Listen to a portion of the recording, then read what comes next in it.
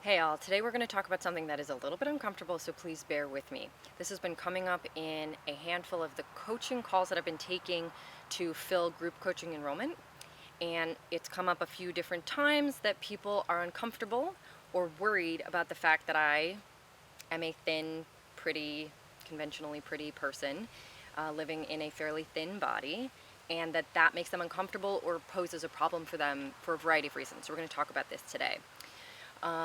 First of all, this is something that came up in women who identified as fat, in people who live in larger bodies, who are looking at me and feeling like they were either really triggered by just seeing me on a video call and worried that they wouldn't be able to do the work they really needed to do, the transformative body neutrality work that they wanted to do with me just because of how I look. Also, some of the women who mentioned this would say that there is a certain amount of resentment that they felt like they needed to kind of deal with in that space, or they were just worried about not feeling understood and seen. Also, I had a few women in thinner, conventionally, attractive women who felt like seeing me brought up jealousy for them. It brought up a certain amount of competitiveness. Again, just based on seeing me on a video call, they weren't sure if that was going to really work for them to hire me as their coach and to stay in a safe, healthy place in that coaching group based on the fact that I look how I look. Now, this is uncomfortable and we're going to dive into it. So first of all, it's important to recognize, I think, that this is just how I look. I have the body that I have. I have a lot of privilege that I did not work for, I did not earn. I happen to be white, I happen to be non-disabled, I happen to be thin. I don't work for that. That is just the situation. I happen to have symmetrical European features. So I have a lot of what society would sort of place as the conforming to the standard or beauty ideal for women in our culture, without having done anything to earn it. And that is really important to recognize. I have a lot of unearned privilege. I'm super aware of this.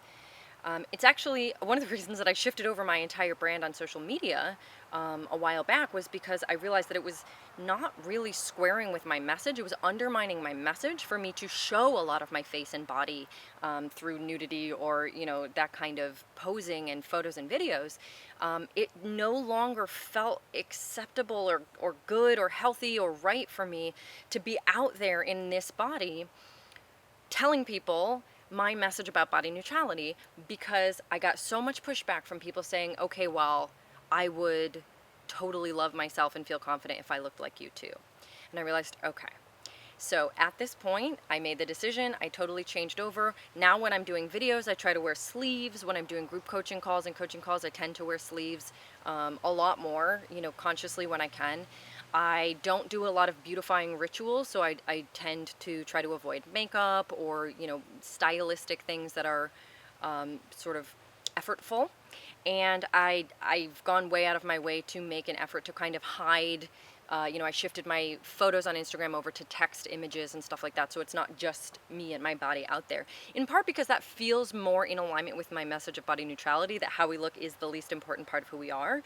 How I look is the least important part of my brand and my message, but also because I became aware that because of how I look, the message was being undermined. I was triggering people's insecurities. I was getting in the way of people being able to access the work that I believed so strongly in. And so I made that decision to shift over, and that is now how I approach things.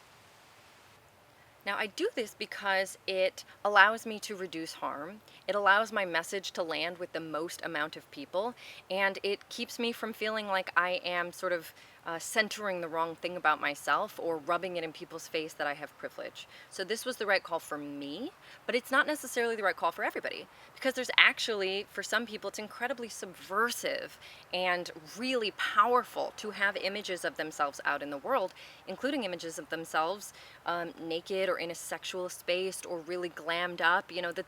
There are people whose bodies are so poorly represented in a sexual way or in a just in an out there way, that it's incredibly powerful for representation and to push the progressive body neutrality message forward by presenting themselves a lot. I made the call for me that it wasn't, and there's no judgment on how anybody decides this. I just wanted to share that with you before we start talking about what to do next. So here's the first thing I want to say to anybody who is worried about or wanting body neutrality coaching with me, but worried about the fact that I look the way I do and how will that affect your experience of being coached. First thing I want to say is, yeah, that's a valid question. It's a valid concern. Your feelings are valid, and any choice you make based on your exploration of this topic is valid. So privilege matters. It's the same reason that I would prefer to have a female OBGYN instead of a man. Like, I get it. You want to feel seen and understood and recognized and connected with. And if that means hiring somebody who does the kind of body neutrality coaching that you're looking for and lives in a more similar body to you or has a more similar story to you, that makes perfect freaking sense, and there's nothing wrong with that. Likewise, if you happen to feel like you're not sure you can process because a lot of emotional baggage is there with people who look like me or people in thin bodies or whatever, that's also totally valid. Any decision you make in this space is completely valid and okay. And if you want to work with somebody else for any of these reasons, I see you, I respect you, I totally get it. The second thing I want to say is that privilege matters. When it comes to this work, it matters. Which is why layers of discrimination and marginalization and bias of fat phobia and weight stigma, all that stuff is going to make it harder for you to access body neutrality. That's true. Compared with somebody who is also dealing with a lot of stuff, but isn't necessarily seen as less worthy of less respect in society. And this is why my personal body journey has freaking nothing to do with how I coach people. So I'm not a body image influencer. I'm not a body image advocate. I'm a body image coach. And coaching means I show up for the person in front of me, I meet them where they're at, and we deal with them and their story.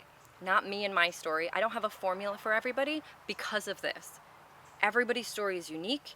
Everybody's layers of privilege are unique. I work with people in all shapes and bodies, of all races, of all religions. I work with people who are so different than me. And this is why I'm able to do that, is I can meet them where they're at because that is my skill as a coach. So if you are worried that you don't have the same story as me, if you're worried that you don't have the same kind of body as me, and that you're just worried that I won't understand you, or that I'm going to give you a formula based on my experience that won't work for you, please recognize that that is not what coaching should be. Granted, I do know a lot of coaches who operate this way. That is a whole other topic. But when I'm working with somebody, everybody's story is unique. Everybody's layers of privilege matter, and layers of oppression matter, and we deal with the person that you are and the story that you are and the journey that you need to have for how to heal and find body neutrality, whatever that looks like for you. Number 3 is that if your main concern is you're worried about offending me, or you feel like you'll have to hide parts of your experience in our coaching together because it's like about me and my body and my appearance, I would just encourage you to bring that up. I have done whole sessions with clients processing the fact that they were angry at me. I have done whole sessions with clients processing the fact that they felt triggered by a video they saw of me looking a certain way, or by the fact that I live in a thin body and I can't understand something. There is so much incredibly courageous work to be done in this space if you're willing to do it, that I just want to make it super clear that I am comfortable being uncomfortable. I will process the shit out of this with you. You never need to hide how you're feeling, because that is actually a really rich resource for us to do the work that has to be done for you to have a breakthrough. So just please understand that I am always down to get like dirty and uncomfortable and talk about the things that you're not supposed to say to another person about how they look. I can hold super strong space for that, and we can process it. And not only can we should. Fourth, this applies as well if you also live in a thin body, if you also sort of fit conventional beauty norms in some capacity, and you're feeling a feeling of being triggered or jealous or competitive with me. That is another thing that I am happy to hold space for, and that we can process, and that can lead to breakthroughs, in part because when have you ever had the opportunity to unpack that with somebody?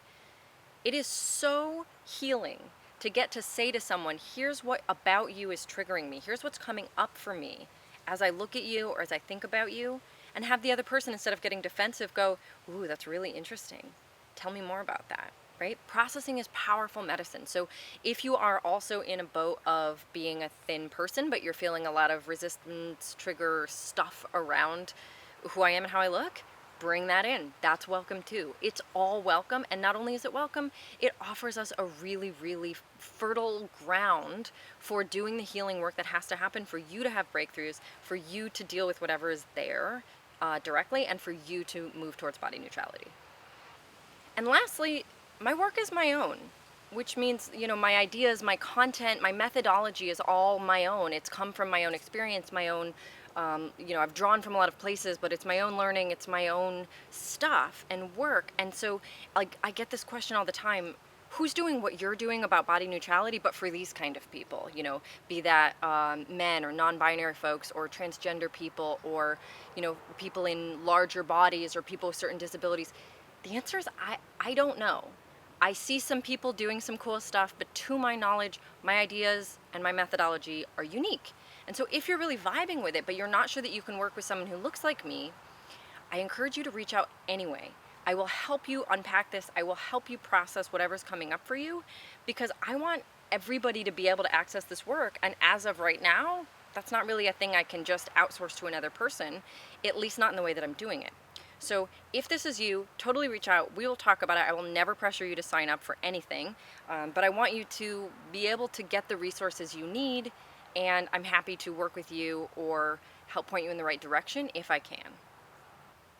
So if you're somebody who has ever had this hesitation, this concern, if you've ever thought to yourself that you really want to do the kind of work coaching with me that I do, but you're worried that it'll be a problem for you that I'm thin or that I look how I look, I just want to explicitly invite you into that conversation. I want to talk about this. I absolutely, like I said, I completely respect that. If that's the right call for you is to work with somebody else, I completely support that. And if you're not sure, if you're on the fence, if you want a space to kind of air that out and like talk that through, I'm here for that too. This conversation is really important. Not enough people are having it, and I'd love to have it with you.